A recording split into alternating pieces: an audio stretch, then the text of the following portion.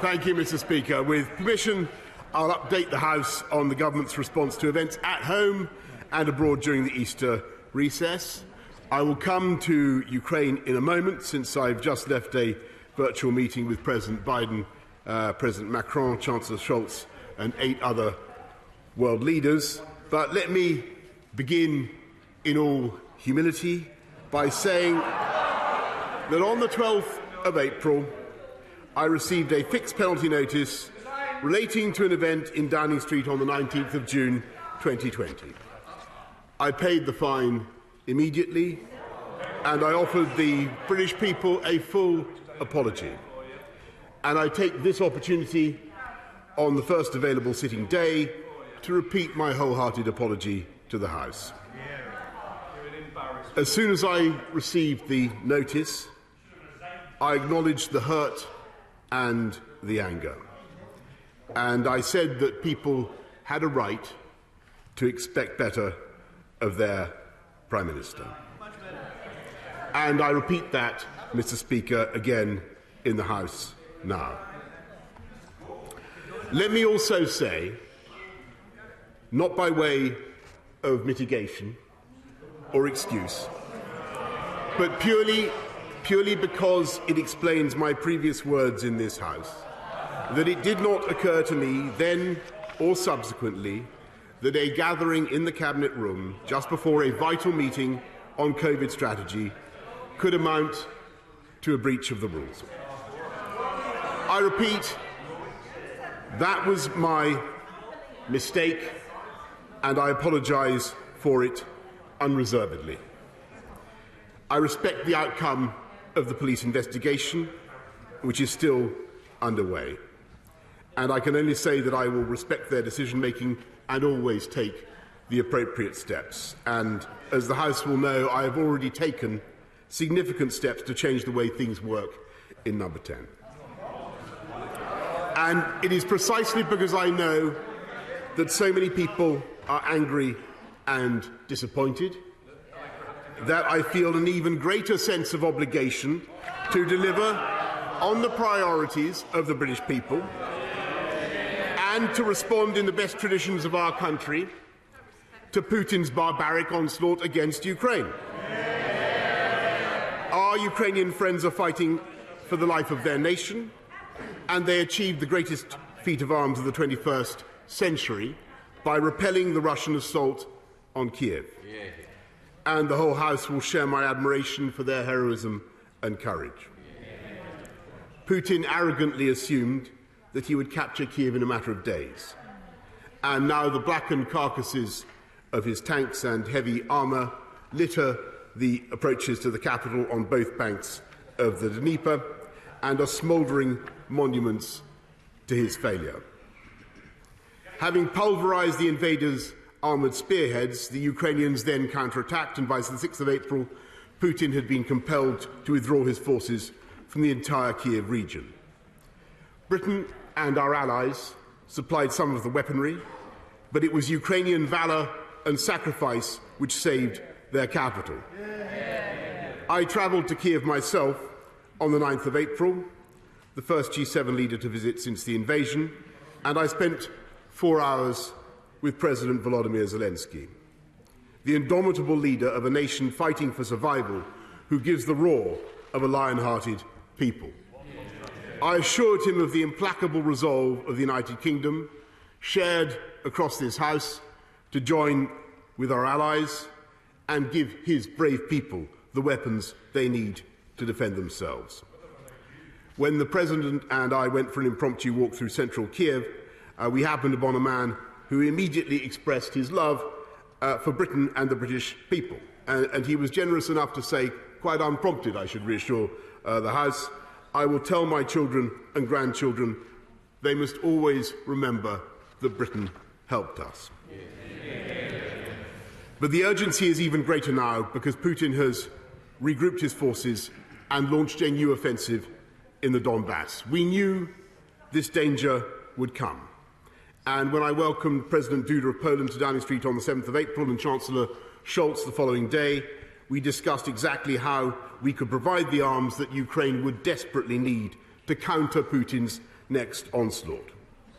On the 12th of April, I spoke to President Biden to brief him on my visit to Kiev and how we will intensify our support for President Zelensky, and I proposed that our long-term goal must be to strengthen and fortify Ukraine to the point where Russia will never dare to invade again.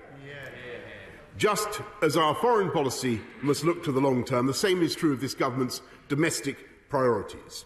And as we face the economic aftershocks of COVID and the consequences of Russian aggression, that is above all in tackling the impact on British energy prices and on consumers and on family bills. And that's why we're spending over £9 billion to help families struggling with their bills. We're helping families to insulate their homes and reduce costs, and to end our dependence on Putin's oil and gas, and to ensure that energy is cheaper in the long term. We published on the 7th of April a new strategy to make British energy greener, more affordable and more secure. We will massively expand offshore wind, and in the country that split the atom, we will build a new reactor not every decade, but every year. This government is joining with our allies to face down Putin's aggression abroad while addressing the toughest problems at home, helping millions of families with the cost of living, making our streets safer and funding the NHS to clear the COVID backlog. My job is to work every day to make the British people safer, more secure and more prosperous, and that is what I will continue to do, and I commend this statement to the House. We now come to the Leader of the Opposition, Keir Starmer. What a joke. Even now, as the latest mealy-mouthed apology stumbles out of one side of his mouth, a new set of deflections and distortions pour from the other. But the damage is already done. The public have made up their mind.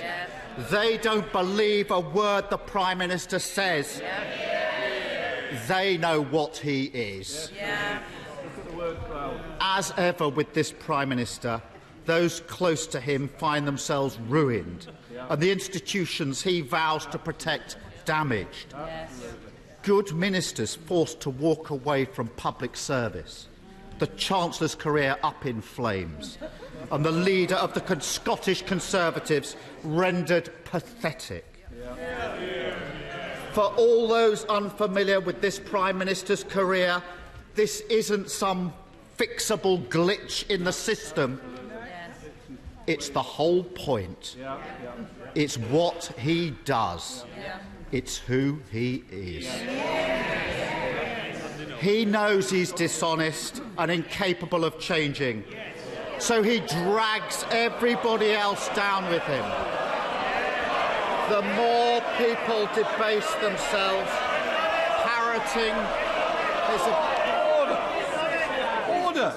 I can't hear what's being said because you're making trouble. Mr Babrican, I'm all right. Keir Starmer.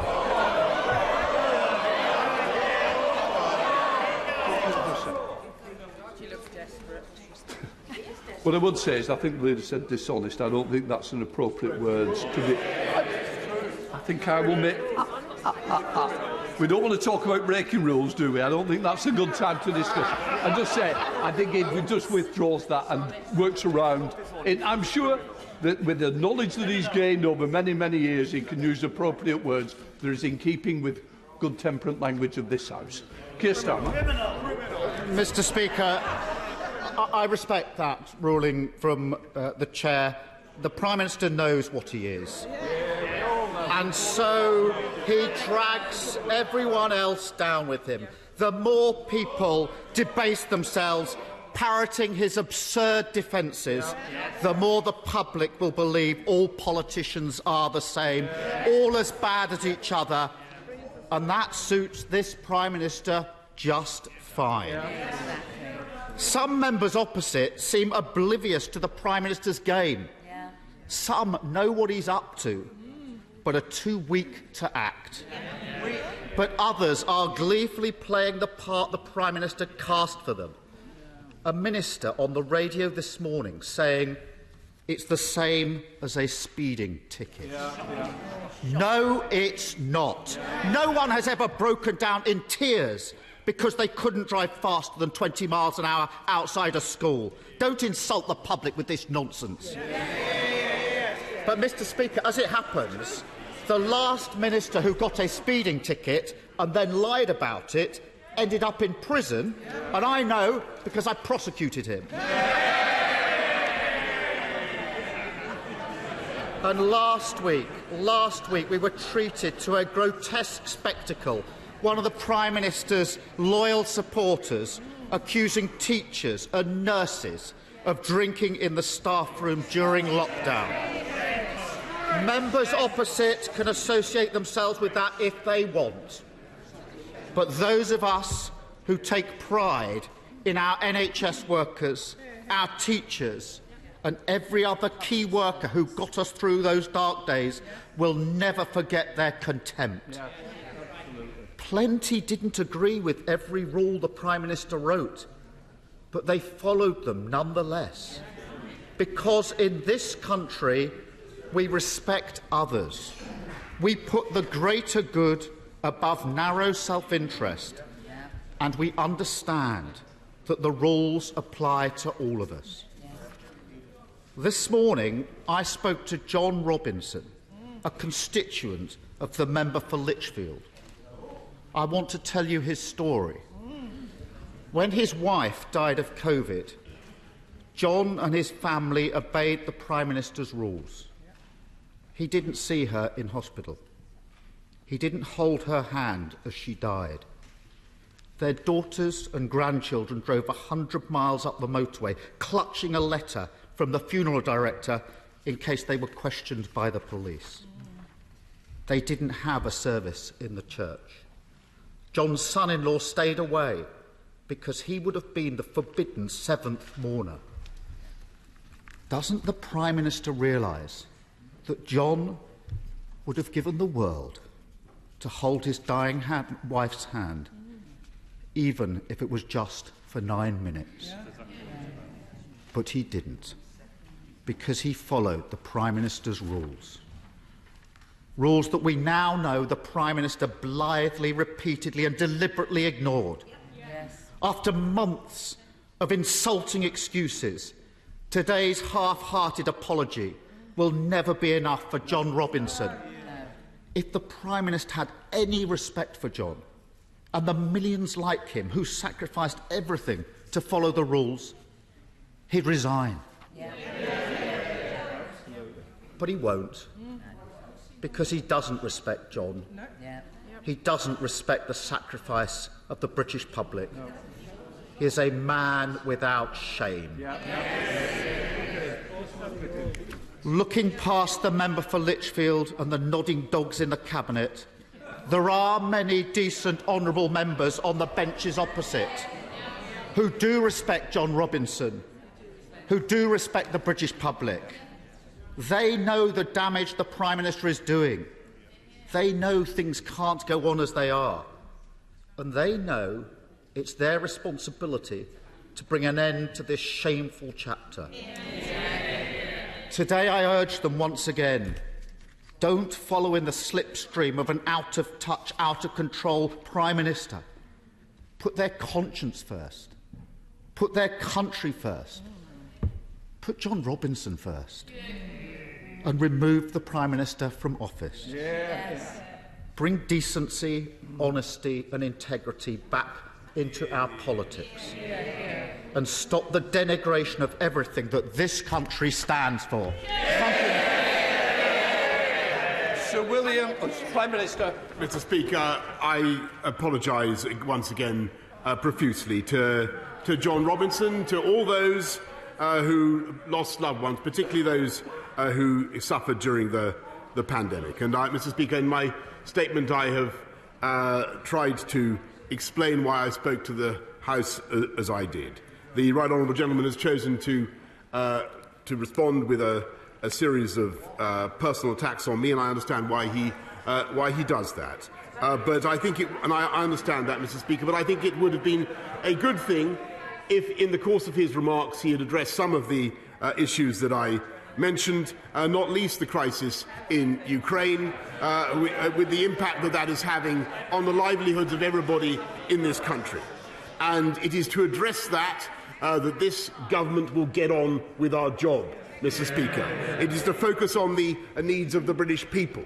And when he talks about nodding dogs, Mr. Speaker, I'd remind the House that there was a certain nodding dog who sat nodding in the previous Labour shadow cabinet, Mr. Speaker, that would happily have installed the honourable member for Islington North and made, I think, a disastrous mistake in the security of our country at a very difficult time.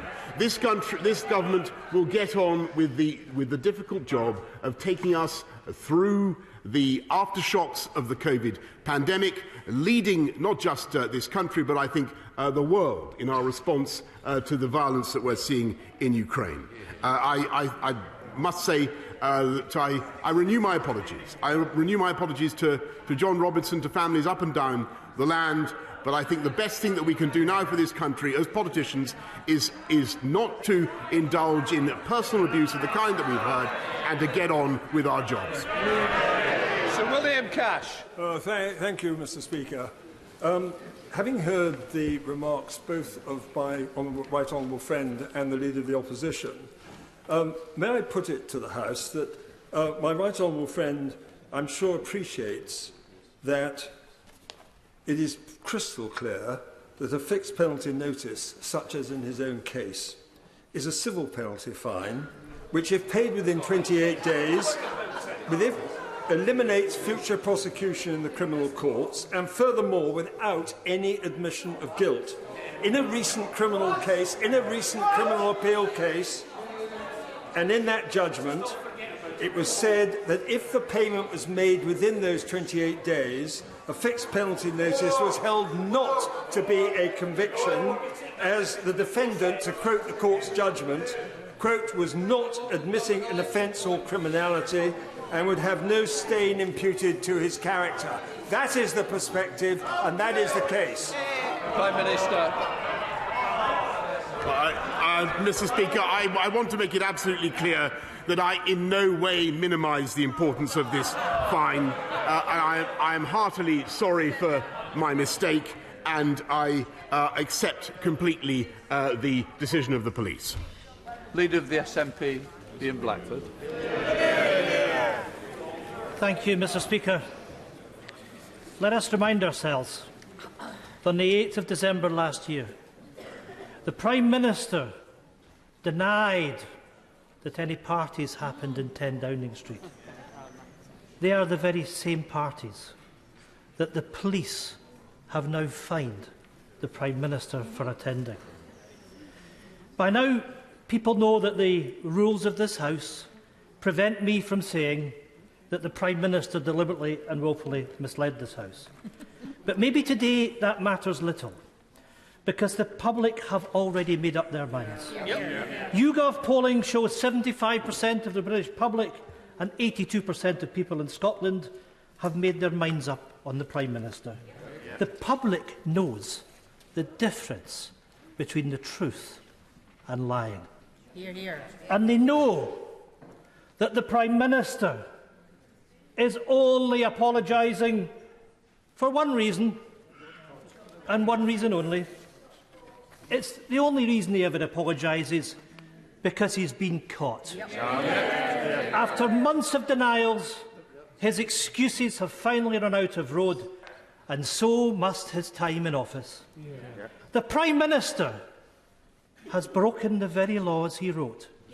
To try and argue that he did not know he had broken his own laws would be laughable if it wasn't so serious. Prime Minister, you can't hide behind advisers. He knows, we know, that the dogs in the street know that the Prime Minister has broken the law.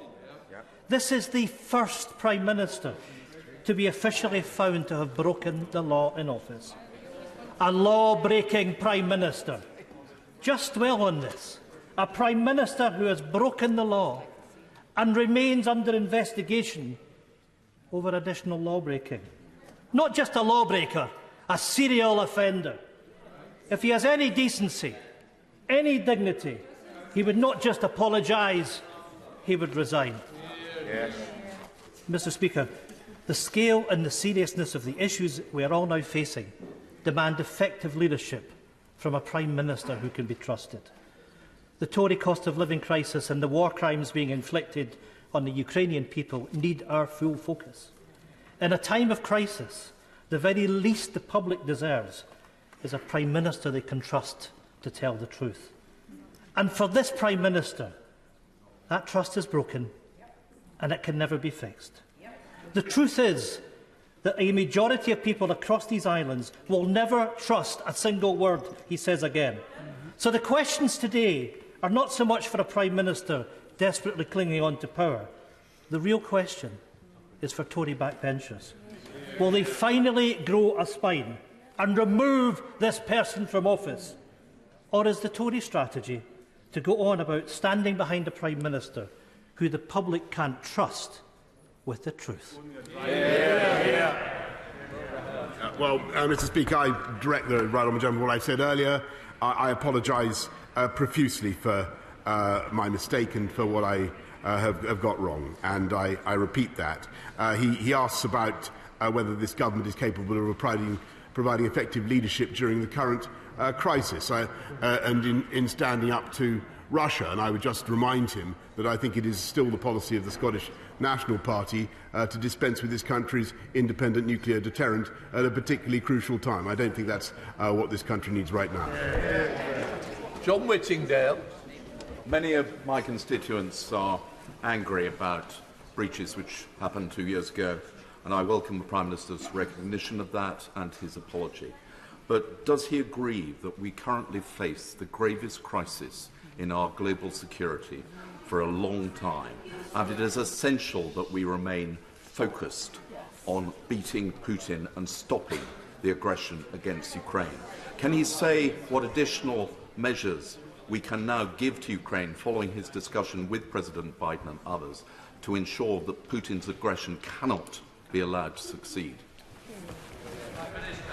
I thank my right honourable friend, and I repeat my apologies, my contrition. But I want to say on the state of the war in Ukraine, it's at a very perilous stage, and it is vital now that we don't allow Putin to gain momentum in the Donbass as he well could, and in the east, and that's why we are stepping up our supply of military hardware, the kind that I think the Ukrainians particularly need now.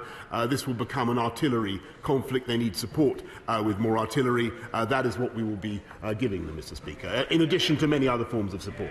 Dame Margaret Hodge. Thank you, Mr. Speaker.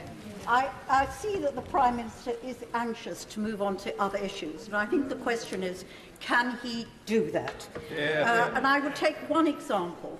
Can he perhaps explain to me, to the House and to the country, how he can credibly justify, on the one hand, calling for the resignation of the boss of P&O Ferries when he faced allegations that he broke the law, while on the other hand, refusing to resign when he himself is guilty of actually breaking the law he set?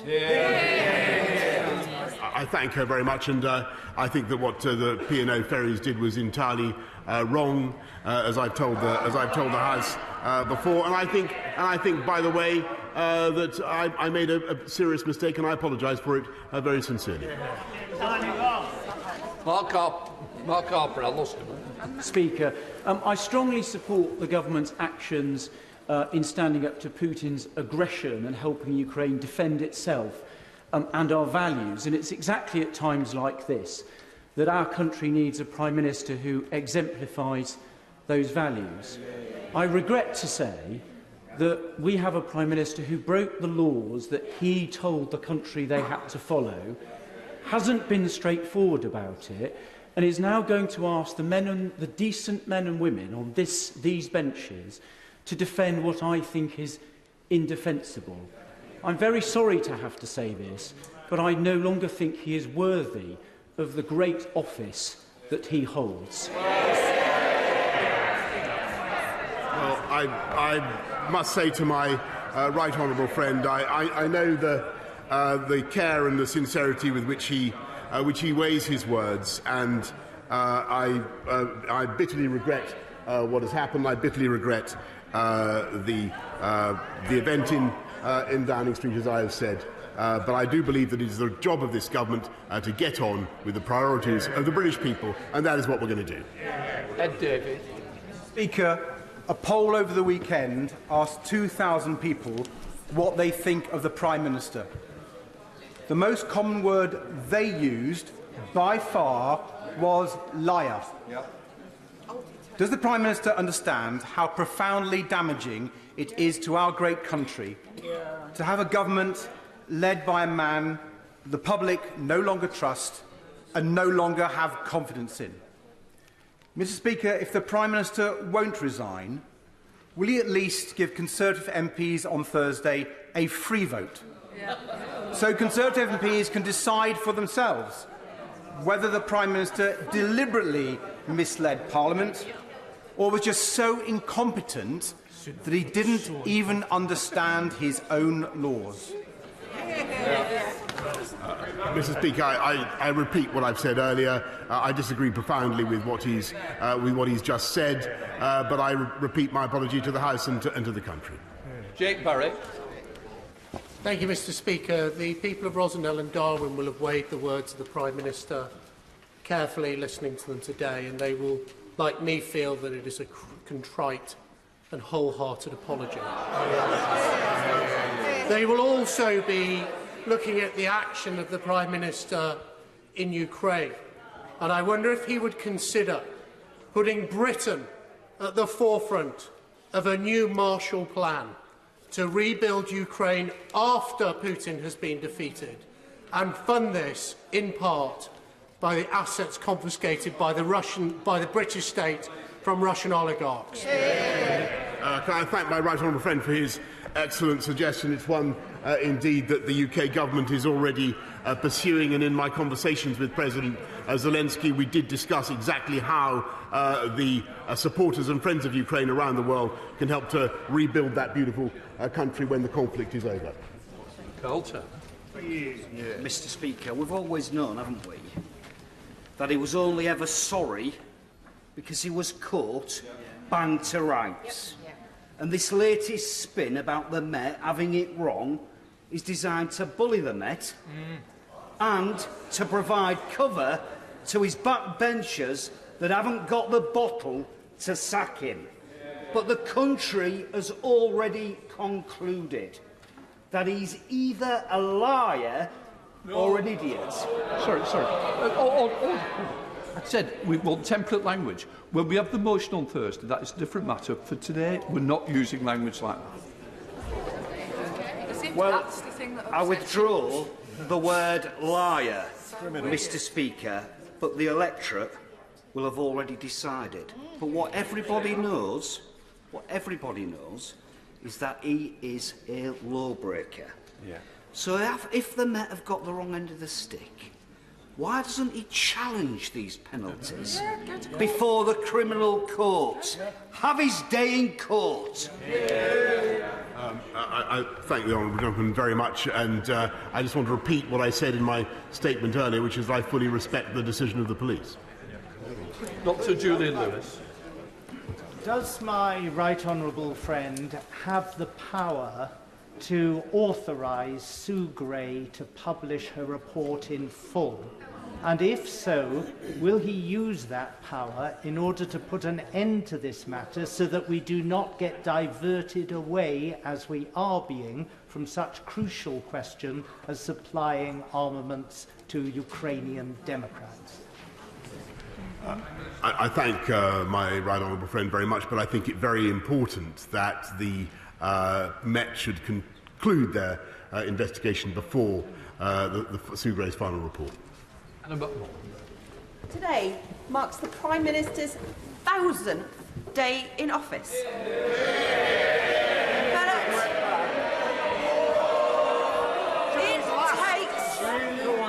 It takes a particular type of Prime Minister to rack up as many catastrophic failures, scandals as U-turns as days on the job.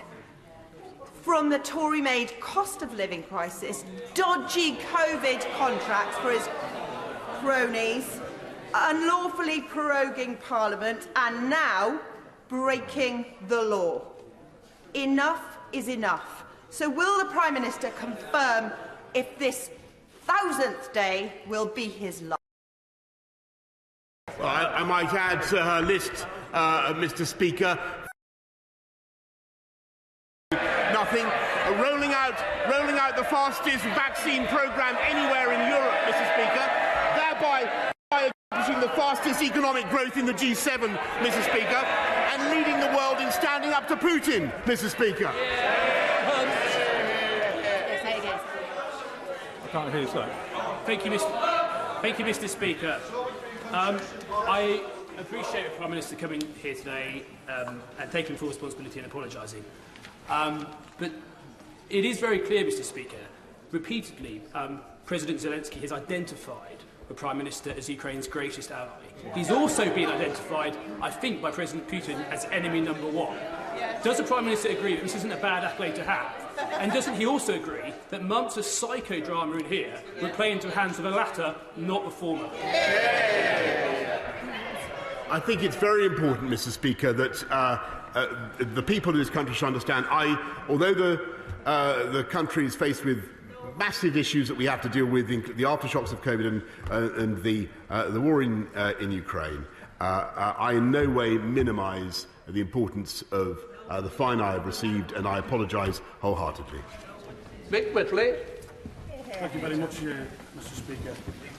I think people across the House would agree that the situation in Ukraine is a very serious one, and there's no doubt we fully support what's going on and what we're trying to do. But setting that aside for a minute, the Prime Minister stands before us today as the first resident of number 10 to be found guilty of breaking the law while serving in public office. And while he's finally apologised today, it's been accompanied by the absurd caveat that the man who set the rules couldn't understand them.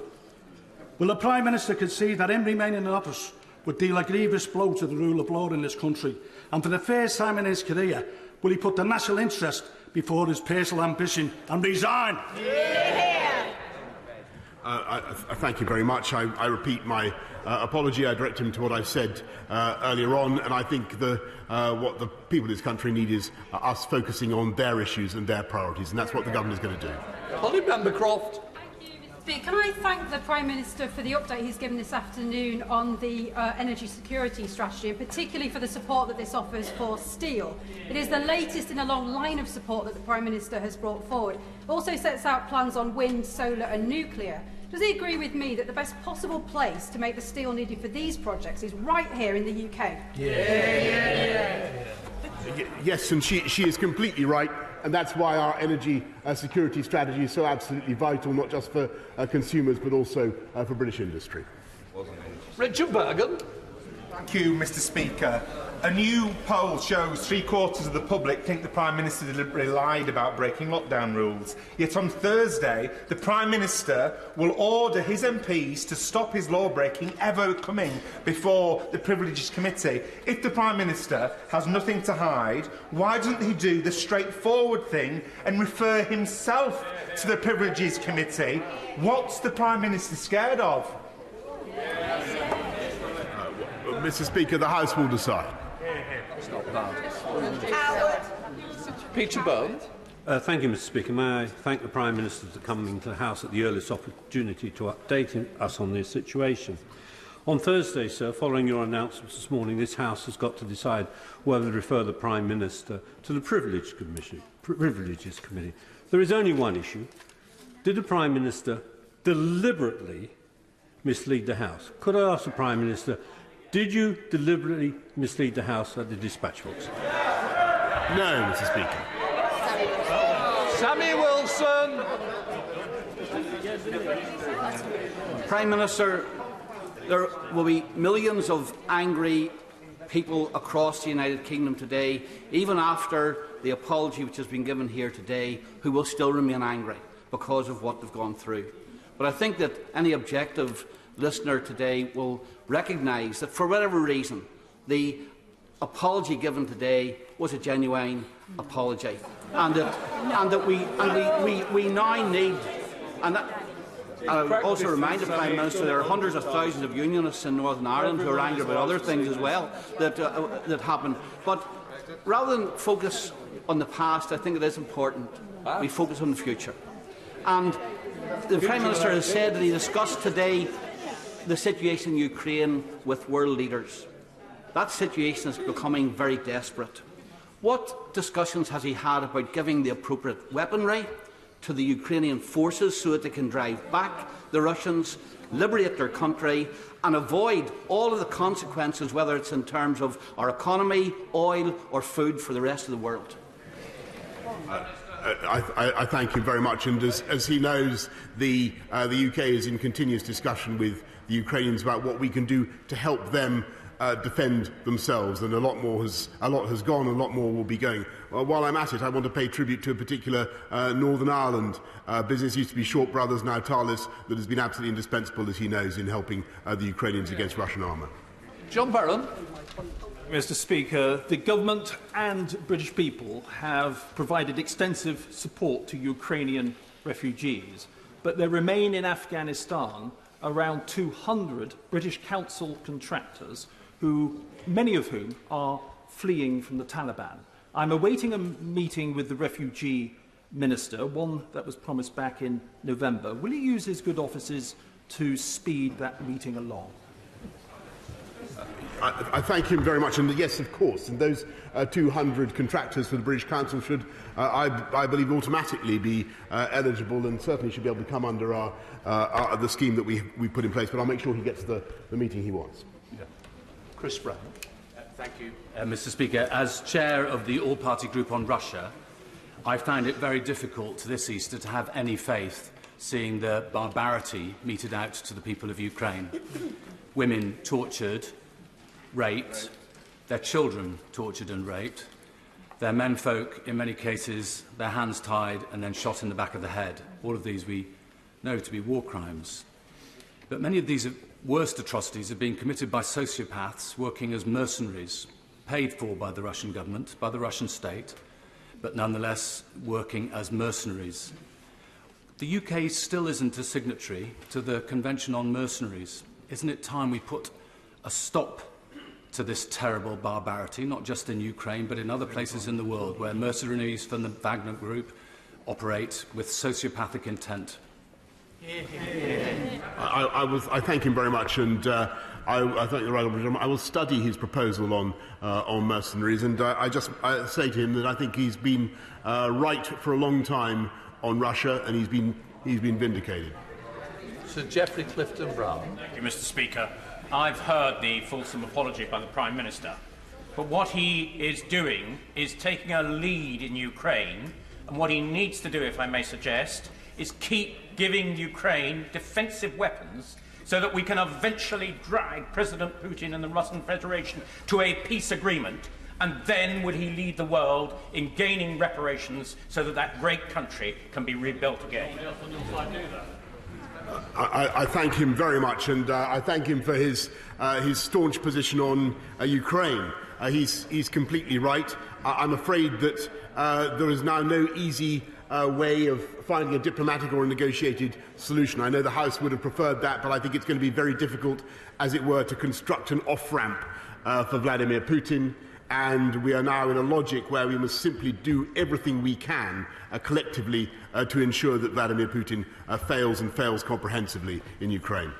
Mohammed Yassin. Thank you very much, Mr. Speaker. The majority of my constituents are sickened and furious that the Prime Minister broke the laws that they followed, putting their lives on hold, missing out on big life events, and even losing the chance to say goodbye to loved ones to protect the NHS and save lives.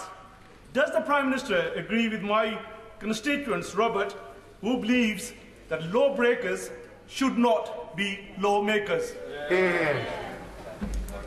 Mr. Speaker, I apologise profusely particularly to all those who lost loved ones, and I know painful it has been. But I repeat what I've said. I believe that the job of the government now is to get on with delivering on the priorities of the country at a difficult time. Brendan Clark-Smith. Thank you, Mr. Speaker. And I know the Prime Minister has offered his wholehearted apology for the fixed penalty notice he received, which I very much welcome. But can I encourage the Prime Minister not to take any lectures from the Labour Party opposite, bearing in mind the number of FPNs their previous cabinet received? And yes, speed does kill. Yes. Or, of course, on this occasion, the FPNs that the Labour Party and SNP did not receive. Does the Prime Minister agree with me that everybody should be equal under the law? Well, yeah, of course I agree with that, Mr. Speaker. But the issue here today, let's be frank, is what I did and what I got wrong, and I renew my apologies. Dame Angela Riedel. Thank you very much, Mr. Speaker. The Prime Minister accepted the Health Secretary's resignation for breaking guidance, COVID guidance, not COVID laws. The Prime Minister then accepted Allegra Stratton's resignation for joking that the parties that were so frequent in Downing Street were actually a business event. He's now using her joke as his defence. Why is he holding himself to lower standards than he held the people whose resignations he accepted to? Mr. Speaker, all I can say is that I apologise for what I got wrong, and I've explained to the House why I spoke in the House as I did. And what I want to do is to get on with the job of the government in taking this country forward, and that is what we're going to do. Baker. Thank you, Mr. Speaker. I dare say that every member of this House can bring to mind their own John Robinson, perhaps several. And though you would not know it, I also think that most members of this House know that justice and mercy and humility also go hand in hand, a fact known by many who watch these proceedings too. In asking us to forgive him on behalf of all of those John Robinsons we represent, my right honourable friend could not have made a more humble apology. But what I want to say to him is that justice leading into mercy relies on a very, very old-fashioned concept, and that is repentance. What assurance can he give us that nothing of this kind will ever happen again? I thank him for what he has said, and I am heartily sorry, as I have said, and I wish it had not happened, and I wish that things had been totally different. What I have already done, as the House will know, is taken steps to change the way we do things in number 10, but that in itself is not enough. I accept full responsibility myself for my actions. Absolutely. Thank you, Mr. Speaker. The Prime Minister's supposed apology to the nation is pathetic. He told bereaved families in Downing Street last year that he had done everything possible to save their loved ones.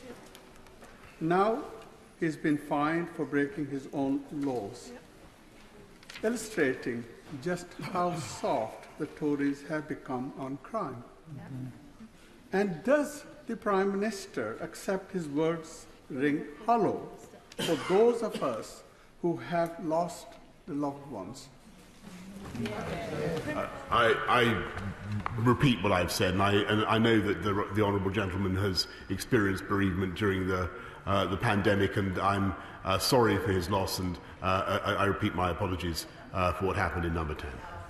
Michael Fabricant. Mr. Speaker, I was desperately sad to hear about my constituent John Robinson. My own best friend, his mother died in hospital, and he wasn't able to see her. And I do recall, of course, that the Prime Minister's mother also died during that COVID crisis. We've all suffered from these heart-wrenching tragedies, and none of us should forget it. But I just want to ask a quick question, if I may, regarding the Ukraine. The Prime Minister has announced that he's going to provide new modern mobile ground-to-air missile systems. how will we be able to train the Ukrainians during this war situation so that they can be put into use before it's too late? I thank my right honourable friend, and I repeat my condolences to his friend. And I just to tell him on the Starstreak and other systems that we're using, that we're supplying to the Ukrainians. The Ukrainians are now being trained, as he can imagine, outside the immediate theatre of conflict. Murray Rimmer. Mr. Speaker, the Prime Minister genuinely doesn't seem to understand how he got his fine or what he did to break the law. He wrote, "What an utter nonsense."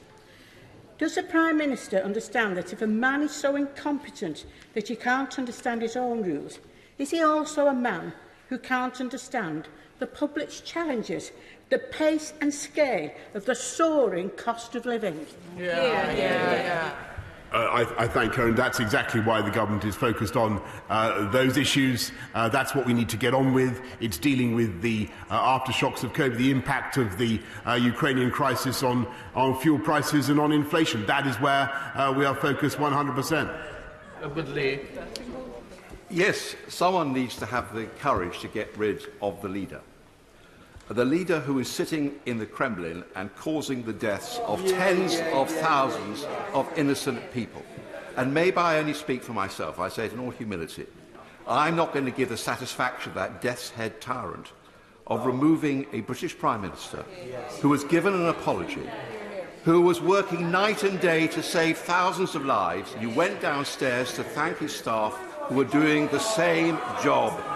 He has apologised. Let's show some compassion. I thank him very much for what he has said. I just want to say one important thing. It is very, very important in this Ukrainian crisis that we do not make it an objective to remove the Russian leader or to change politics in Iran. This is about protecting the people of Ukraine. That is what we are doing. And Putin will try to frame it as a struggle between him and the West. We cannot accept that. This is about his brutal attack on the people of Ukraine. Yeah, I'm on the opposite. Thank you, Mr. Speaker. Here we are again talking about the Prime Minister and his misdemeanours. It is frustrating for all of us on both sides of the House that we have to still be here. But the Prime Minister has led us this merry dance. Nobody else. Yeah. The Prime Minister. Please, after all the apologies today, Prime Minister, resign, because we have had enough. The country deserves better. Well, I thank her very much, and I must respectfully, if you'll forgive me, direct her to what I've already said. Mark Pritchard. Speaker, can I recognise the Prime Minister's contrition, humility and apology before the House today?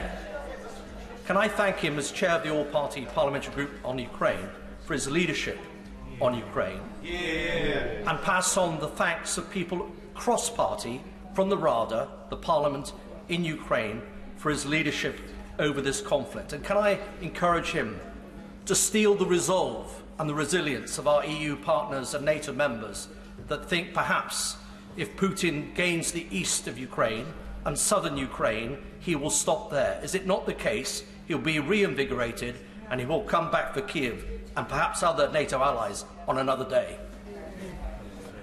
Can I thank him very much for his, my honourable friend, for his clarity of thought and his own leadership on Ukraine, and I'm afraid he is entirely right that it is all too possible that Putin will acquire fresh momentum in the east, and we could see, I'm afraid, a resurgence of Russian attacks.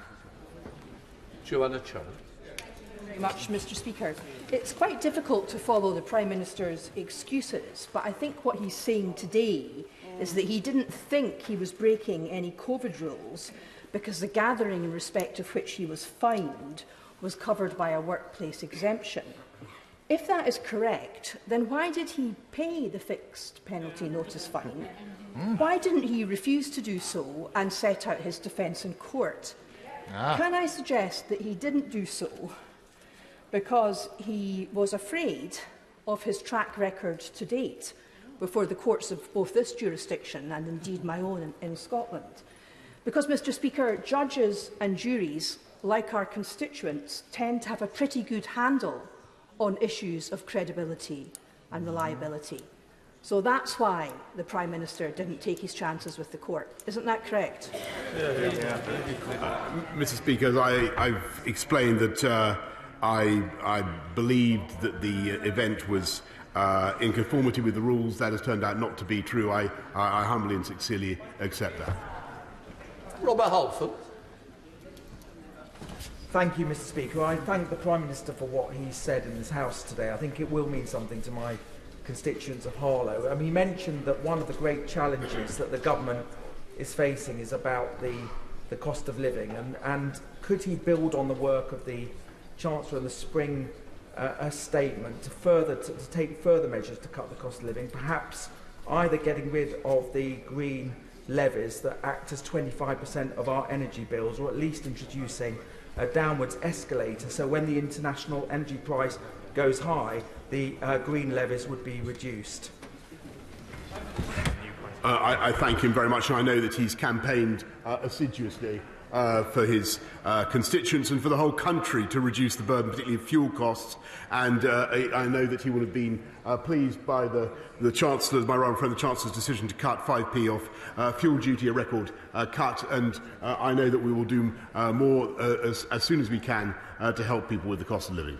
Mr Speaker, those of us who... Is the Prime Minister aware that those of us known him for a long time know that he spent his life apologising humbly, and those of us who know him don't dislike him or hate him, but we are waiting for signs that he's mending his ways, that he's changing how he operates.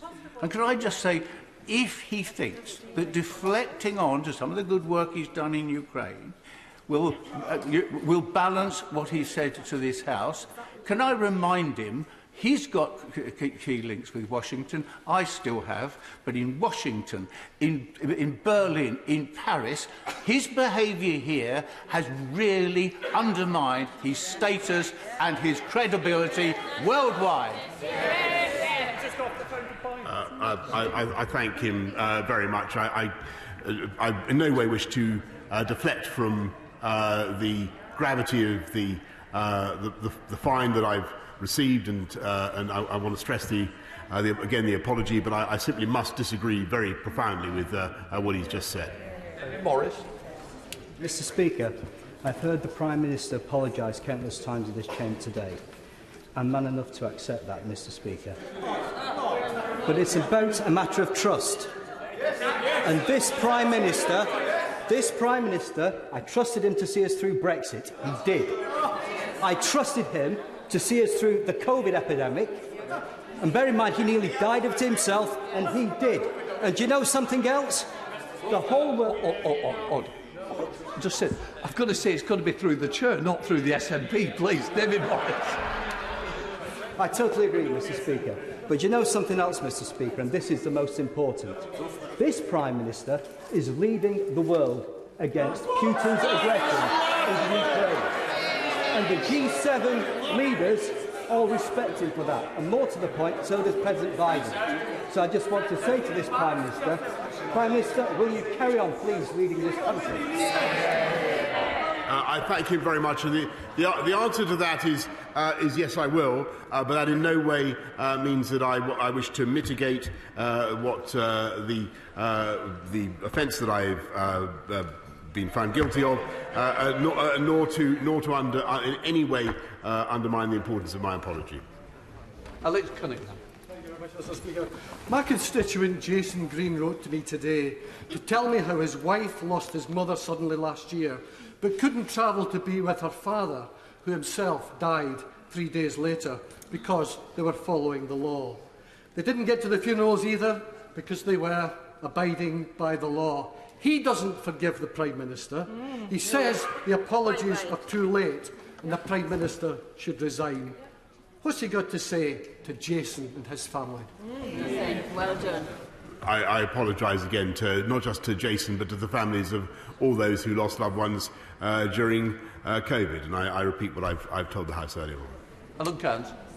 you, Mr. Speaker. I thank the Prime Minister for his statement and for the way in which he made it. President Zelensky said yesterday that the conflict in Ukraine has moved to the second phase. Now, we all recognise that the balance between offensive and defensive weapons is very, very fine. As the conflict continues to develop, will my right honourable friend continue to review where that line stands? Prime Minister. I thank him very much. He's asking an extremely important question, and the answer is that I don't think any NATO country, any Western country, wants to see its forces or its or our own weaponry directly engaged with Russia. What we want to see, that's to say, with the use of our own troops and personnel, but it is, I think, wholly legitimate and morally right to give the Ukrainians the equipment with which to protect themselves. Just for this. Thank you, Mr. Speaker. The Prime Minister has come here today, and to some respects I would have very much welcomed an entire statement about what has been happening in Ukraine. And it does feel a little bit like he seeks cover, which is shameful. But the truth of the matter is that on the cost of living crisis, on all the issues that we face both domestically and in foreign affairs, the fundamental of whether people can trust our politics matters. And if the people in this room do not ask for the Prime Minister to bear the rigour of the things that are put in place to ensure that leaders cannot mislead this House, if they don't walk through the lobby to do that, they are setting a dangerous precedent. Yes, so through you, Mr. Speaker, I won't speak to the Prime Minister, I speak to them. What I ask the Prime Minister is, shall I look forward to this same statement at the next fine? And to stretch the metaphor of the speeding fines, after 3 fines on the road for speeding, one has one's driving licence removed from them. So at what point in his fine history will he see sense? I thank her very much, and I want to repeat what I've said already. I apologise for the fine I received. I can't comment about any hypothetical situations. Robin Miller. I know that many in Aberconwy have written to me about their upset at events, but I know that many in Aberconwy too will have heard the Prime Minister's apology today and will welcome it. I welcome it. Indeed, perhaps we all have a hope that there's forgiveness in our future and not just punishment for our past. I also welcome the fact that the Prime Minister talked about his obligations. So could he please update the House then on his commitment to strengthening the United Kingdom of Great Britain and Northern Ireland, please? I thank him very much. I thank him for all the work that he does to protect and support the Union with Great Britain and Northern Ireland, and as he knows, it's under a lot of pressure caused by the Northern Irish Protocol, which I believe is undermining the balance of the Good Friday Agreement, and we will have to sort it out, Mr. Speaker. There's Civil Roberts. Prime Minister debases himself, he debases his office, he debases his government, and he debases those who seek to defend him. He is a millstone round his party's neck. The Welsh Government's, Welsh Conservatives' 18-page local election manifesto makes zero reference to the Prime Minister. They don't appear, like a number of his own backbenchers, to want to be associated with him. Can he explain why? Mr. Speaker, I think what they probably want to have in Wales is better government and to avoid and I would think they're campaigning for the investment in the NHS that I'm afraid both Welsh Labour and the Plaid Cymru have failed to deliver. Natalie Elfie. Thank you, Mr. Speaker. I thank the Prime Minister for his fulsome apology today. Given that, does the Prime Minister agree that the priority for this House and this government must be the very real challenges facing our country, particularly the Russian invasion of Ukraine and the cost of living pressures caused by COVID and worsened by Russia's war on Ukraine? And coming from Poland last week, helping with Ukrainian child refugees, may I pass on the widespread respect and admiration with which his leadership on Ukraine is held. Can I thank her very much for what she has been doing to help refugees in Poland, and we talked about it the other day. I know many other members across the House are doing the same, and I thank them all. Lloyd Russell-Moyle. Mr. Speaker, I share the Prime Minister's thoughts on Ukraine. Over Easter, my constituents collected the morning after pill to send to Ukraine for women who are being raped by Russian forces.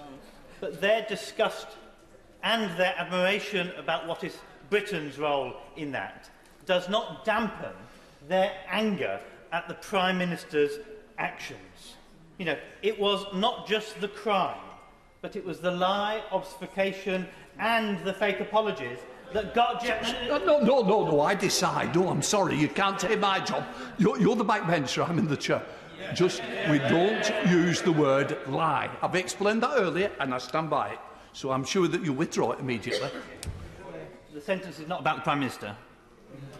But I will withdraw it if you don't like the word. Those are the things that got Jeffrey Archer, Fiona Onasanya and Chris Huhne kicked out of this place or forced to resign. Now, of course, I have no hope on his front benchers who are tax-dodging, Russian-financed snowflakes, but I do have higher hopes for his backbenchers. So how many backbenchers' credibility should be destroyed in supporting the Prime Minister? Can I just say, let's try and see if we can keep it temperate and moderate. There was no individual mention, so therefore it was within. Not what I would expect, but that's where we are. Prime Minister. Mr. Speaker, I heard what he said. I don't agree with it, and nor do I agree with what he said about the front bench. David Simmons. Mr. Speaker, I was lucky in that on Saturday night I got to hold the hand of my father-in-law as he died of complications of COVID. So I understand the anger that many people feel and the challenge that we all face when it comes to the credibility of our government and the good actions of this Conservative government, which I support. But I have to ask my right honourable friend what steps he has in mind to restore the moral authority of this government. Mr. Speaker, I think the best thing that the government can do is to continue to deliver on the promises that we made to the British people, and that is what we're doing. Caroline Lucas. Thank you very much, Mr. Speaker. The respected constitutional historian, Lord Peter Hennessy, reminds us that it is the Prime Minister who is the guardian of the ministerial code. What can we do to protect that code when the person who is entrusted with guarding it breaks that code and its overarching duty to comply with the law and becomes, in the words of Lord Hennessy, a rogue Prime Minister? Hear, hear. Mr. Speaker, I don't agree with that characterisation, and I've explained to the House why I spoke as I did, and I've explained and I've apologised for the mistake that I made. Oh. Thank you, Mr. Speaker. My constituents in Sedgefield have expressed both their satisfaction at how we are helping the people of Ukraine, but also their frustration and anger at events in Number 10. They also believe that one is not linked to the other. His contrition over his error is welcome, and I thank him for it. And whilst it was a clear error of judgment, I certainly do not believe it's a resigning matter. If it was, then regardless of Ukraine, it still would be. I, like many, have missed a funeral of a close friend, but I would still have missed that funeral, regardless of the PM's error, because the rules were correct, and his error does not change that. As regards Ukraine, though, could I please encourage him to continue his efforts with full vigour? I thank him very much, and I share I understand the frustration and the anger of his constituents in Sedgefield, and I understand perfectly how they feel. I renew my apologies to them, and I also share what he has to say about Ukraine. Stella Chris. Thank you, Mr. Speaker. The benches opposite have talked about repentance. The Prime Minister has offered us his apology, we were being asked to move on. But there's a critical question for all of us as to whether the Metropolitan Police have moved on from this matter. Now, the Prime Minister says that he cannot deal with hypotheticals, but now it has occurred to him what a party actually is. Can he tell us whether he expects more fines to come, yes or no? I would love to give more commentary on this, but I've told the House very clearly that I can't do that until the investigation is complete. Rob Butler. Mr. Speaker, the Deputy Head of the Ukrainian President's Office has said that the UK is the leader in defence support for Ukraine, the leader in the anti-war coalition, the leader in sanctions against the Russian aggressor. So with Russia's offensive in the Donbass beginning the next stage of Putin's appalling invasion, can my right honourable friend assure me that the UK will remain the leader of international efforts to support Ukraine, including persuading all our friends and allies of the need to stand up to Putin's outrageous actions? I thank him very much, and I know that the whole House will want, and I think that the unity on this has been important, will want the UK government to continue to take that role, and we certainly will. People across these islands had to watch through care home windows as their loved ones died. Parents had to bury their children without the comfort of their family around them. While that was happening, the Prime Minister and the Chancellor were partying in Downing Street. We know he has no respect for the public, but can he show us that he has some respect, just a little bit of respect for himself, and please, please, please resign now? I'm grateful to the honourable gentleman, and I understand the feelings of his constituents, but I must direct him to what I've said earlier on. Jacob, Thank you, Mr. Speaker. Can I welcome the Prime Minister's renewed focus on nuclear energy and its power to transform our energy independence? Does he also recognise we don't just need energy independence, but also independence in our foundation industries like chemicals and steel? Yes, indeed. Can I congratulate my honourable friend on his recent marriage, by the way, Mr. Speaker, and say that we certainly see nuclear energy as of vital importance, and as well, of course, as investing in new technologies, which is why we are putting record investments into our R&D. £22 billion, Mr. Speaker. Nadine Whittam. Nadine. Thank you, Mr. Speaker. Mr. Speaker, the Prime Minister broke the laws that he made, laws to protect public health, then repeatedly misled Parliament. Does the Prime Minister agree that comments made by his Northern Ireland Secretary this morning, comparing his fine to a parking ticket, are insulting? And when will he do what the majority of this country wants and resign? I thank her. I in no way minimise the importance of the fine I have received, as I've said several times this afternoon. Richard Drax. Thank you, Mr. Speaker. We all have our faults, Mr. Speaker, and I'm sure the Prime Minister would agree that he has his share of his own. But he also has many attributes, and one of them is courage.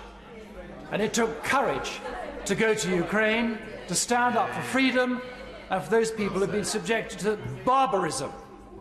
I must take this opportunity to ask my right honourable friend, will he review the cuts to our armed forces and ensure that the future of this country is invested in to meet this future and very real threat?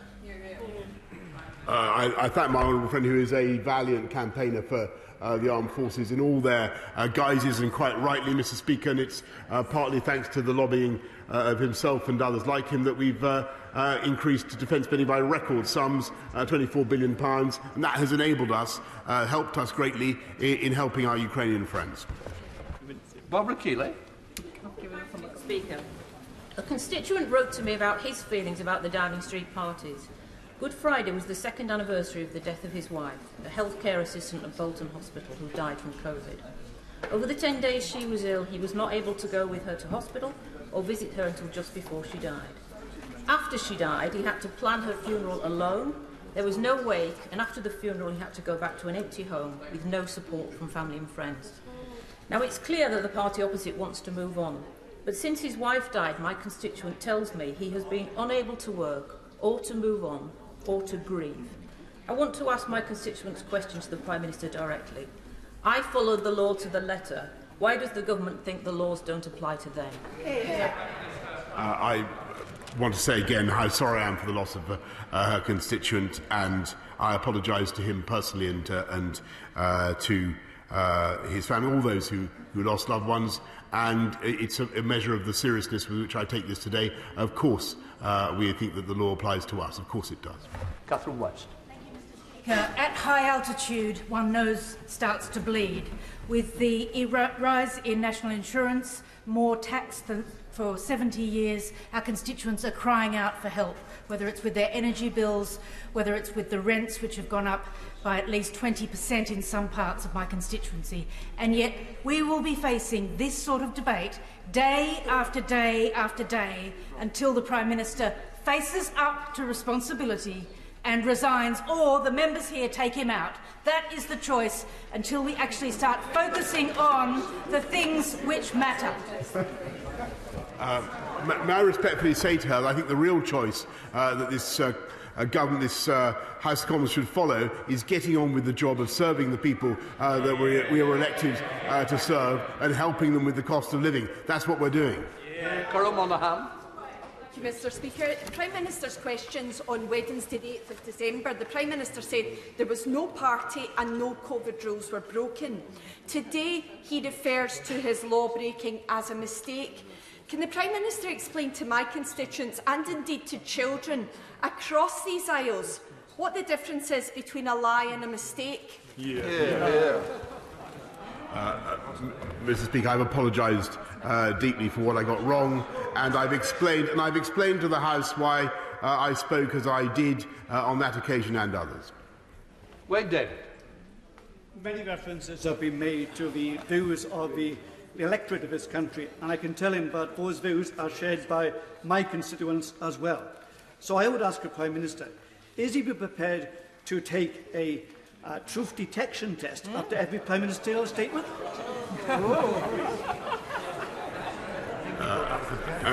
I don't know whether the honourable gentleman is being serious, Mr. Speaker, but I spoke in all good faith to the House, and I'll continue to do so. Stephen Parry. I do wonder what continued purpose the Prime Minister sees for the Ministerial Code, given the frequency with which it's seemingly broken with impunity. And how can the UK be a credible leader for liberal democratic values around the world whenever basic norms of accountability are thrown aside to save the skin of one man? The answer to that question is staring him in the face if he looks at what is happening around the world, Mr. Speaker. And the UK is continuing to provide moral, political, diplomatic leadership as well as military support, and that is what we will continue to do. Justin Mathers. Thank you, Mr. Speaker. The Prime Minister would have us believe he didn't knowingly break the law, and many of my constituents will have difficulty accepting that. But if we are to suspend belief for a minute, based on the Prime Minister's own words, he's telling the world he didn't know what the rules were. So I ask him, does he think someone who doesn't understand the laws they are bringing in is fit to lead this country? I thank him very much. I've explained why I thought that the event was within the rules. I apologise very sincerely. John Morrow. Thank you, Mr. Speaker. Many Newcastle Central residents have contacted me to share precious moments missed, charging me to hold the Prime Minister to account. They don't accept his apology because, Mr. Speaker, you see, they thought long and hard about the difficult decisions they had to make, weighing up the huge personal costs versus the terrible consequences of spreading the virus. They made the right decision. The Prime Minister didn't, apparently because he is too stupid to understand his own regulations. Yep. So if he is so much stupider than my constituents, how can he claim to lead them and the nation? I thank her constituents very much for what they did throughout the pandemic, and it's thanks to people up and down the country who followed the rules that we've been able to defeat COVID, or beat it back in the way that we have, and I apologise heartily for what I got wrong. Christine Jardine. Thank you very much, Mr. Speaker. I, like so many others in this place, I'm sure, are profoundly proud of the way in which the people of this country stood together, showed the commitment and the resolve that they did throughout the COVID crisis, and now are facing a cost of living crisis. And on top of all of that, have thrown their 100% support behind the people of Ukraine. But it breaks my heart, Mr. Speaker, that they have been so badly let down by the person they looked to lead them with the same sort of commitment and honour as they have shown.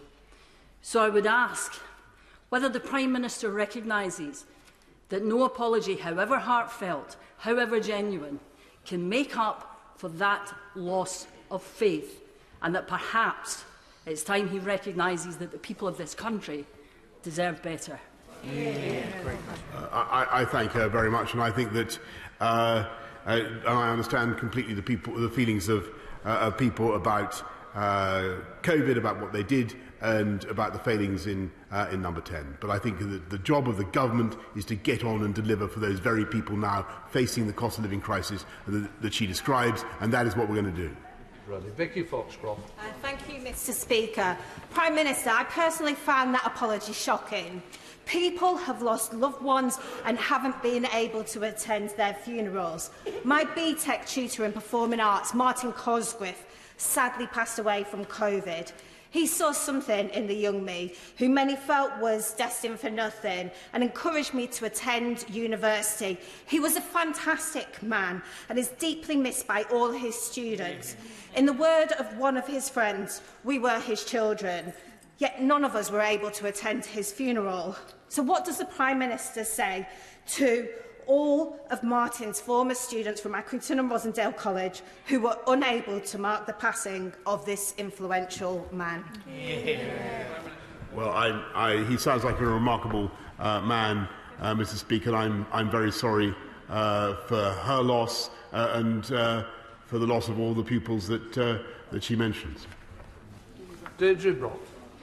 Speaker, we've heard rightly from benches opposite about the barbaric nature of Putin's aggressive attitudes towards the Ukraine, but nothing about his party returning the donations they've received from friends of Putin.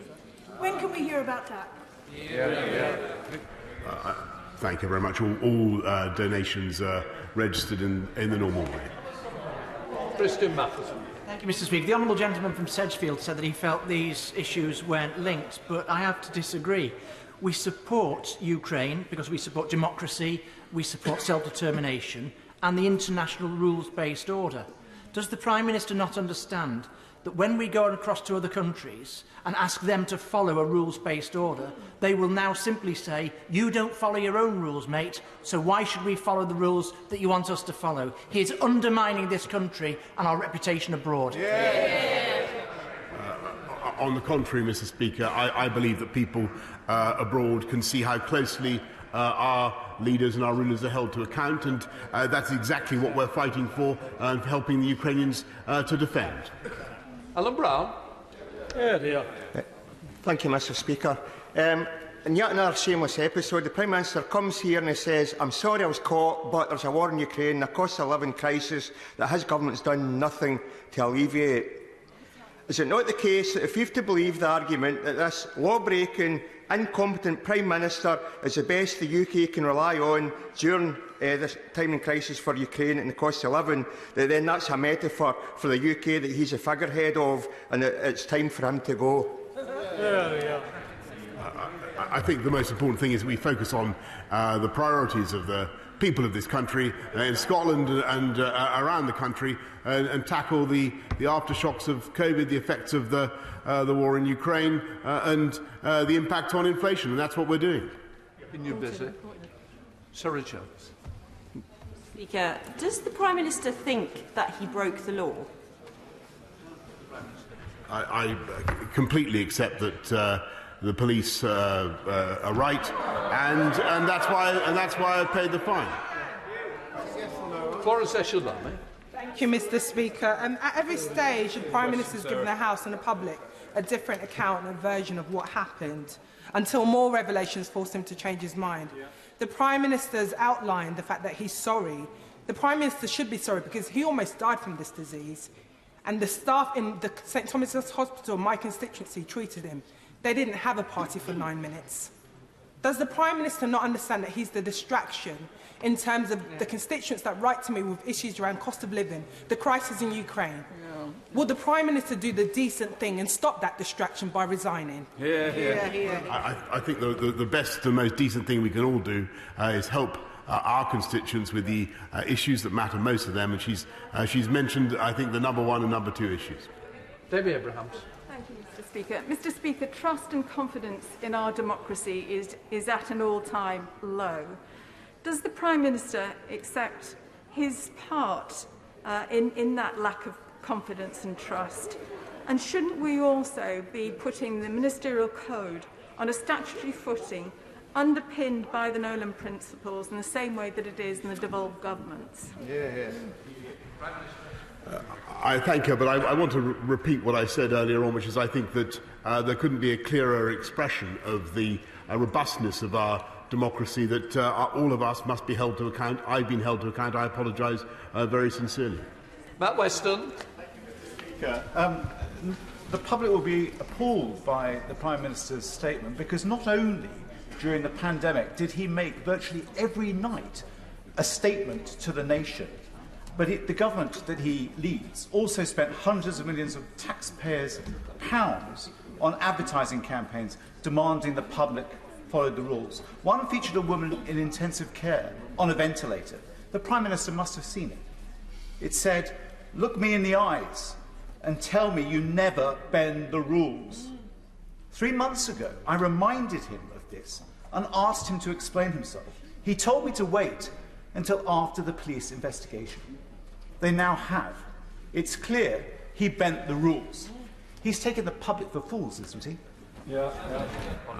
Mr. Speaker, I apologise again. I thank the public very much for what they did, and they, by their collective action, have helped us to keep COVID at bay, and I thank them very much.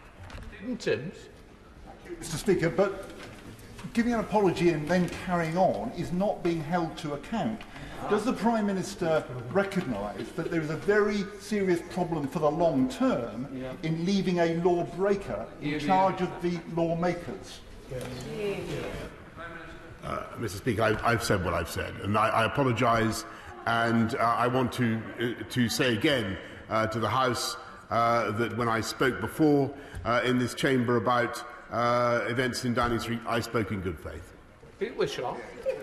Mr. Speaker, the Prime Minister spent less than 2 minutes addressing his law-breaking in the statement he just made to the House just now. That's less, somewhat less than the fulsome account that he promised for the last few weeks. And the one thing that our constituents wanted to hear was a resignation statement, not any more of these mealy-mouthed apologies. And the public will be astounded that the word that they now most associate with him, we can't use to describe him in this House. The country knows where he is. We know where he is. I think the Prime Minister even knows where he is. Will he now, for the sake of this country, just go? I thank you very much, and I repeat what I've said earlier on. I apologise, and I direct him to my earlier statement. Dr. Rupert. Thank you, Mr. Speaker. Margot from Acton turns 5 on Saturday. We were talking at an Easter service over the break. She wanted me to ask the Prime Minister, will he come to her party? And her parents, in common with the majority of our nation, look at any opinion poll, think that he should signal his intention to step down today. So to spare the embarrassment of the local election results, of further fines to come, he can't rule out further fines, the even more boozy parties, much worse than ambushed by a cake. Can he do both? And that way, he's got able deputies. He can have something nice to look forward to at the weekend where there will be no illegality. I thank her very much for her kind invitation. I don't know whether Margot herself wants to extend the invitation, but I'm afraid I'll be busy doing what we're doing, getting on with delivering on the priorities of the British people. Thank you, Mr. Speaker. Lord Denning said, no matter how high you are, the law is above you. Isn't it time to go, Prime Minister? And I agree very much with Lord Denning, and that's why I apologise in the way that I do. Brendan O'Hara. Thank you, Mr. Speaker. And reading the Prime Minister's apology, can I say on behalf of the people of Argyll and Bute, is that it? Yeah. And it's no wonder I've been inundated with emails from constituents who believe the Prime Minister has been treating them like fools. Typical of the emails I've received is one from Cathy in Helensburgh this morning, who described the Prime Minister, and I quote, a self-serving, truth-twisting charlatan. Of course, I would never use such language in this place, but Cathy's assessment is absolutely correct. And does he recognise this to be a widely held view of his character? Yeah. It does. Sorry, I've asked for moderate and temperate language. That's not a clever way of getting around it, and I'd just ask him to think long and hard before we do that again, and that might be a warning to others. And I'm sure he'd like to withdraw the way he put it. Mr. Speaker, with respect to yourself and the Chair, I withdraw the remarks that I made. Well, in that case, Mr. Speaker, I humbly remind him of the apology that I've given. Stephen Kinnock. Thank you, Mr. Speaker. The Prime Minister's case for his defence seems to be based on it being impossible for him to resign because of the Ukraine war. But his entire parliamentary party, from where his replacement would be drawn, are united around the government's position on Ukraine. And of course, there are numerous examples of Conservative members of Parliament moving against leaders such as Margaret Thatcher in 1990 and Chamberlain in 1940. So could the Prime Minister please explain to the House why he specifically and individually has to carry on as Prime Minister at this time? Surely it's not because he thinks this House trusts him to do so. He asked an elaborate question. Let me give a simple answer. I've apologised. I continue to apologise. What I want to do is get on with the job. Sir Mark Hendrick. Speaker, can the Prime Minister tell us when he's going to stop dissembling, distracting and deflecting and start telling the truth to this House? Mr. Speaker, at all times I've spoken in good faith of this House. Mr. Speaker, this is the first Prime Minister in office to make and break his own rules for committing lockdown offences. Neil Ferguson resigned from SAGE and Catherine Caldwood quit as Scotland's Chief Medical Officer, both for breaking COVID rules. They realised that action speaks louder than words, and they took responsibility. Why is it right for them to resign and not for the Prime Minister? I thank you very much, and I repeat the apology that I've given. Mike Ainsbury. Thank you, Mr. Speaker. The Prime Minister has broke the law, guilty as charged. The law that many people up and down our shores abided by. Never had the opportunity to say goodbye to loved ones. The Prime Minister also misled this House over and over again, misled the public over and over again. Does the Prime Minister actually believe in a ministerial code? Is it worth the paper it's written on? Well, Mr. Speaker, let me repeat my apologies for what I've got wrong and what went wrong in Downing Street, and also my explanation for why I've spoken as I have in this House. Thank you, Mr. Speaker. Originally, there was one party, and the Prime Minister told the House that he had been assured that there was no party. It then turned out that there were parties, but he wasn't in attendance. He then had to tell the House that he had, in fact, attended parties. He told the House that he'd been assured on each occasion of the truth of what he said. So someone must have committed a serious breach of their responsibilities to advise the Prime Minister in a way that led to him coming to this House and inadvertently misleading the House. What's happened to those people? Mr. Speaker, I've apologised for what I've got wrong, and I take full responsibility for everything that happened in number 10. And Mr. Speaker, as for the rest of his question, he must wait for the completion of the investigation. Sarah Sultan. Energy bills are soaring, wages are falling, and the cost of living crisis is getting worse and worse. But while my constituents are forced to choose between heating and eating, the Chancellor is benefiting from the non-dom tax loophole, and 17 of the Prime Minister's 22 Cabinet members have refused to deny whether they or their families benefit from tax havens or non-dom status. They're laughing in our faces while robbing the public purse. So I ask the Prime Minister, how many more children need to go hungry at night before he stops putting the greed of his super-rich mates before the needs of ordinary people?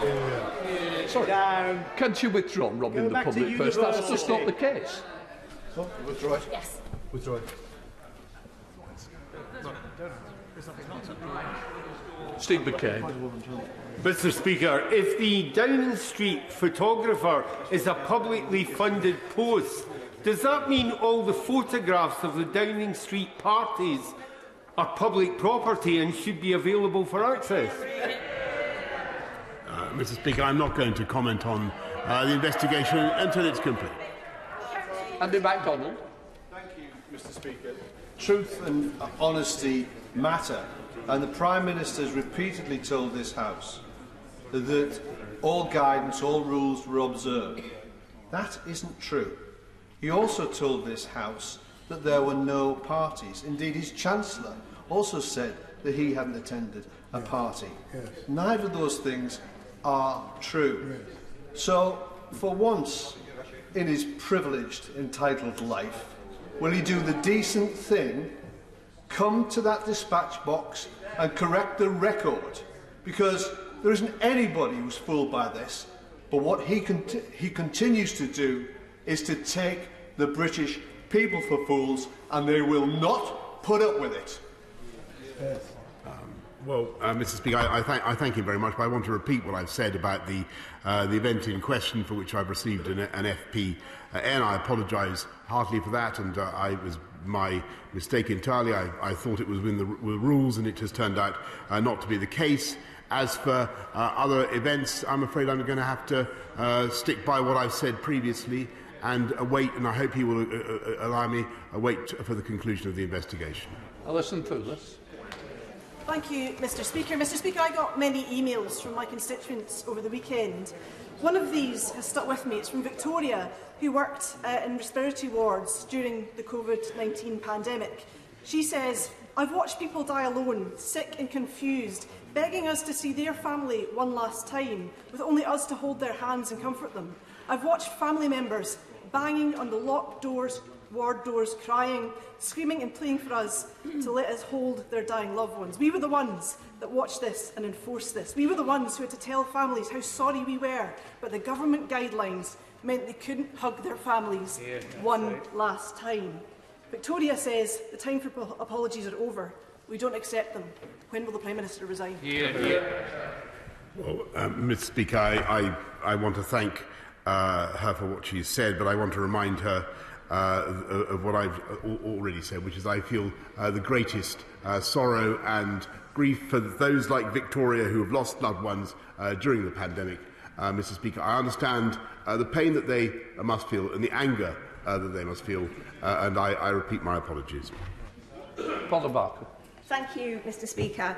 The fact the Prime Minister and the Chancellor have both been fined for breaking the very rules they themselves set means they are either incompetent or they think the people of our country are beneath them. Either way, and with the prospect of further fines looming for the Prime Minister, they are not fit to occupy the two highest offices in the land.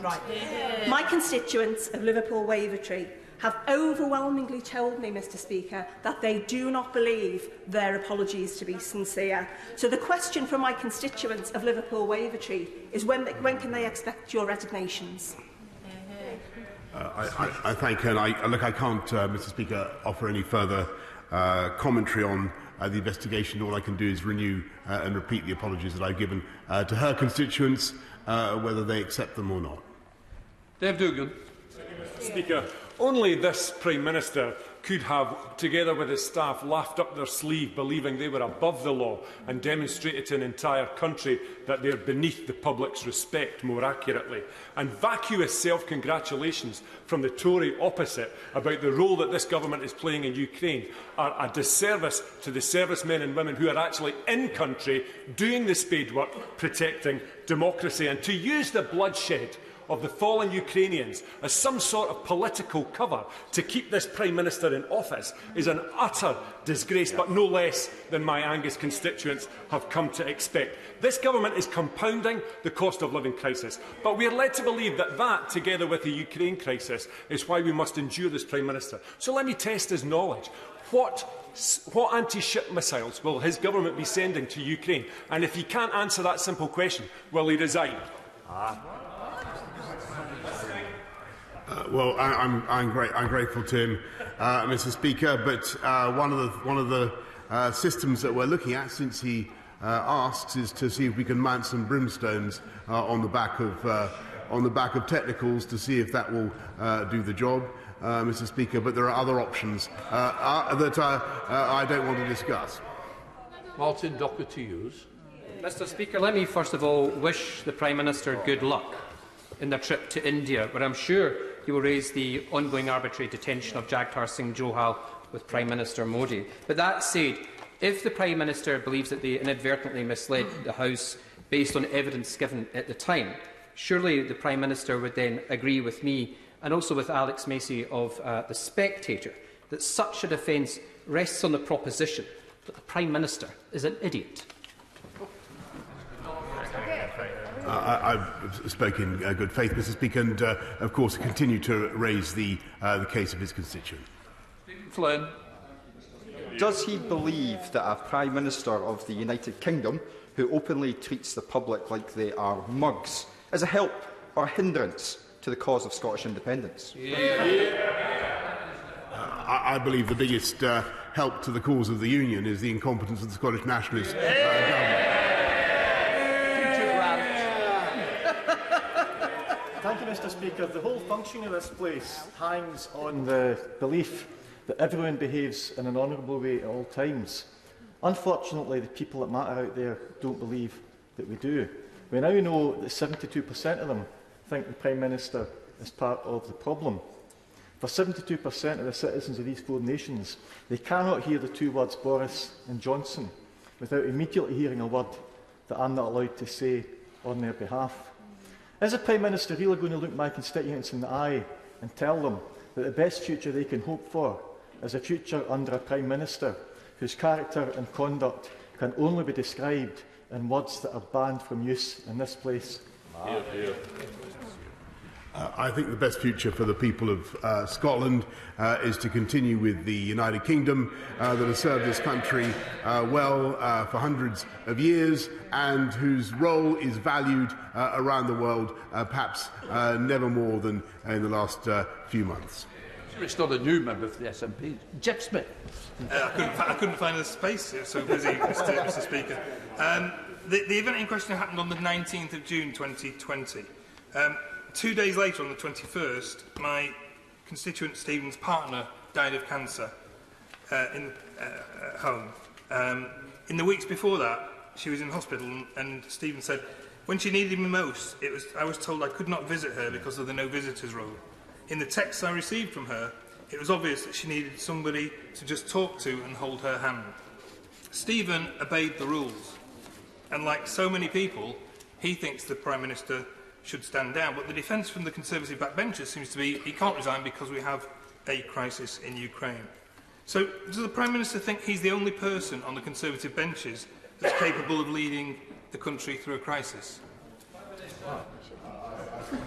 Mr. Speaker, sincerely too, I think he said the name of his constituent was Stephen, and to his family for what we got wrong, what I got wrong during the pandemic, and the event for which I've apologised today. But I think the best thing we can do, and I've said what I've said about how I've spoken in this House. But the best thing we can do is get on now with delivering for the people of this country, up and down this country, getting us through the pandemic, getting us through the aftershocks of COVID, as I say, as we got people through the pandemic. Yeah.